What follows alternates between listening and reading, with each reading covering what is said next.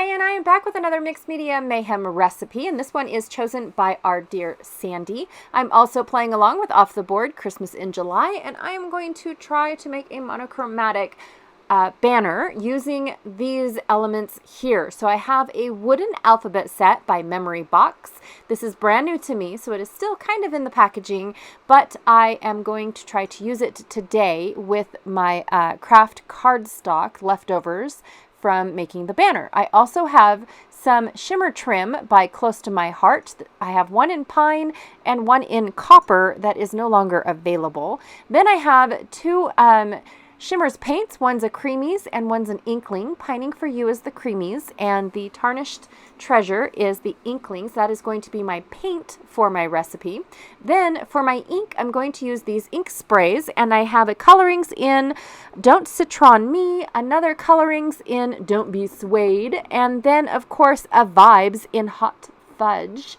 Here is the Christmas card that I'm going to be using to turn into a banner piece, and it's got this beautiful green to it, as well as this twine wrapped around that I can possibly use, depending on how long it is once I untie it, for my my banner garland, my string, my thingy. And then I have a plain craft cardstock. So the first thing I'm going to do is disassemble this card. And I was looking at this twine to see if it is long enough, and I think it's going to be. So I'm going to go ahead and use that as my string. Then I'm going to chop up the card. Now, I at first thought I was going to be able to use the top of this card or the front of the card for kind of a wreath effect or a garland effect, because of the fact that I have the little swag up on each side of this piece of paper that I'm cutting up. However, I don't end up getting it to work, even though I do spend a lot of time trying to make it all match.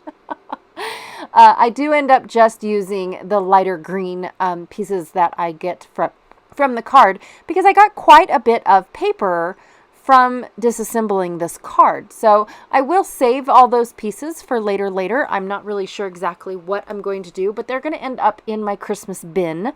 Not that I have room for anything else. I definitely need to start using up all of my Christmas stuff, you guys. I probably don't need to purchase another Christmas of anything for as long as I continue to scrapbook. Seriously, I don't know why Christmas is one thing that I have always just kept on hand. So anyways, I'm going to spend a lot of time trying to get all of these pieces to match up and be uniform, so that way I don't use them. Yep, that's what I'm going to do. Oh, I guess what I could have done was cut out those wreathy things and made it a garland. But anyways, I didn't think about that until just right now. So I went off camera and decided what I'm going to make, because I have decided I can get 6 panels plus 2 you know how they have at the ends of each banner, it's kind of little decorative things in between the words or at the end of each word. So I think what I'm going to do is I'm able to get 6 banners, 1 for each letter, and then 2 decorative elements on the end. So I chose the word ho, which is times 3, ho, ho, ho. I wanted to do believe, but it was 1 too long. I wanted to do holiday, but it was also 1 too, well, holidays, that was 2 too long. So yeah, ho, ho was what I decided, ho, ho, ho, sorry, was what I decided to do. And then I found these 2 very cute foam Santa stickers that are from a advent calendar from last year.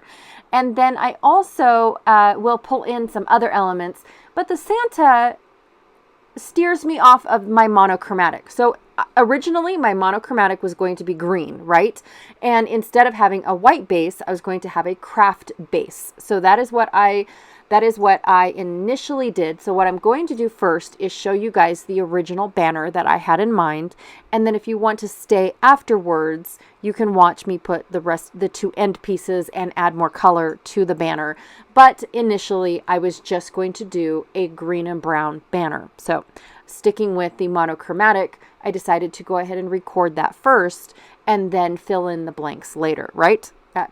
Is that fair? I don't know. I'll have to ask Sandy if that was fair or not. So the one thing that I noticed about this banner that I pulled off of Pinterest is that it is it is folded over the string that holds, the banner together. And so that's one of the things that I wanted to do was create the panels for my banner pieces and then fold them over.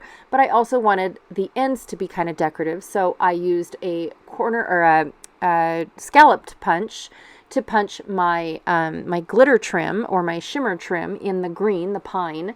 So that way I could have that decorative edge on my banner, or bottom to my banner, and then I'll cut the the craft pieces. I have no idea what I'm talking about today. Then I'll cut the craft pieces later, but right now I wanted to paint my alphas, so my H and my O. I wanted to paint those with the tarnished treasure, so that way they had a little bit of shimmer to them. And then I didn't have to, or they can set and dry while I work on the banner pieces, right? So each piece is going to have a letter on it, so 3 H's and 3 O's. That way I can have it kind of be bigger than what I was expecting. And I really am in love with these wood grain alphas. All right, so on my green pieces, I'm going to take the ink, the colorings, Don't Citron Me, as well as the Pining for You creamies. So I'm going to do my paint and my ink and do a little bit of splatter. And then again, keeping the monochromatic look, so green on green. Then I'm going to do brown on brown and do colorings, Don't Be Swayed splatter, as well as the Vibes Hot Fudge. So that's getting both of the inks on there. Now, when I'm assuming when Sandie said paint and ink, she was assuming, or I was assuming that she meant ink pads for the stamping. And so I definitely misinterpreted that, or took in my own ink interpretation of that and brought in the ink sprays as opposed to ink pads. So that's, my little cheat for this one, as well as, like I said, at the end, I do add red to this banner. But for right now, I wanted to work on just the green portion of this banner. And when I see monochromatics, I see all of the green tones, and then they have a base color, a neutral color. So it's either a white or a black or a brown. And so for this one, I decided to go with brown as my neutral color for my monochromatic banner piece. I will end up trimming up a little bit on some of these green pieces just to make them fit, because I had to cut my craft cardstock down a specific size in order to get the leftover for my alpha dies, if that makes any sense. I hope it does.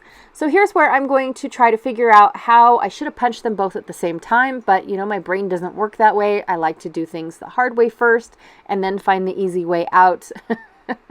But at first I had to figure out, how to do it first.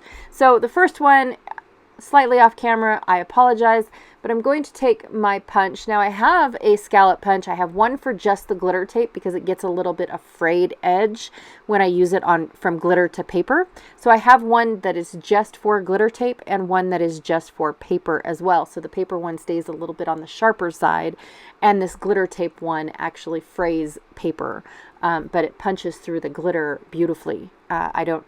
I understand, I get it, but I don't get it, if that makes sense. I could resharpen it every single time after I use it with glitter, using aluminum foil or something similar to that, wax paper as well. If you put the two pieces together, like sandwich a wax piece of paper in between aluminum foil, it definitely sharpens your blades and oils them at the same time, or I think oiling is the best word I could think of. But it does the job at the same exact time. Should you need to sharpen your punches yet again, I don't recommend it for larger punches, like a solid shape, a circle or a square or things like that, because you're just going to get it stuck in the two pieces. But anyways, for a border punch, it's beautiful if you sandwich a wax piece of paper in between two heavy duty aluminum or tin foil. It's not the thinner stuff. It's heavy duty is what you want. Anyways, wow. While I was gone off onto my, how to fix your border punches, or sharpen them, I should say. I folded all of my craft cardstock. I punched out all of my craft cardstock. I put the shimmer trim at the bottom of all of my craft cardstock. I know it's hard to see. I zoomed in for some of it because it was a little bit hard to see, but I still have not figured out my tabletop, you guys. I really, really absolutely love my glass mat, but I'm getting old and it hurts me to have to turn off that light that I have shining right in the middle of my glass mat. And so I need to figure out what I can do about the lighting. I will bring back my glass mat as soon as I figure out my lighting, but right now I can't turn my lights off, you guys, to reduce the glare for you. So I apologize about that. Okay, so this is where I am going to have to figure out this is not figure out, I already figured it out. But this is where I will be trimming down my green pieces. It's just a slight little bit because I did not want them to hang down so far into the shimmer trim. I wanted them to hang down a little bit, but not so far down that they touch the scallop part, if that makes sense. So I am trimming off just a little bit, like a 1/16 of an inch, to get them down, but not all the way down. Wow. I don't think I'm making any sense. But I did have a blast putting this cute little banner together. I am so super excited that this raffia twine or trim or whatever it is called, I'm very glad that it was long enough for all of my pieces. Now my pieces are 2.5 inches wide, if you guys are curious, and 6 inches long, and then folded over. So it's only a little bit longer than 3 inches because because the shimmer trim is I want to say a 3/8 of an inch wide, and then the other piece is folded over that. So it's like 3 3/8 of an inch long is what I would guesstimate it to be, which is kind of cute for a little banner. It would go great with a little home decor. What are they called? Tier trays that people are doing. It would go great. Just heck, even hanging on the tree in one little spot, that would be cute too. It would be cute. It's just a cute little thing hanging across the little window. Should you guys have such a little tiny window? I'm not sure what I'm going to do with mine. I just wanted to make a banner. I'm so into banners, you guys. It's one of my favorite decorations ever. The banners and those wool balls, the little pom-pom, they're not pom-poms because they're not fuzzy. They're just the wool solid balls. I love making banners out of those as well, or garlands, I guess is what those are called, when they're not hanging down bits attached to it. Yep, babbling. Here I go. Okay, so here is my actual banner. This is all that I had in mind until I came up with the word that I intended, if that makes sense. So when at first I wanted to really do the word believe. That is the word that I wanted to use for my banner, but I wasn't going to have enough pieces to make it happen.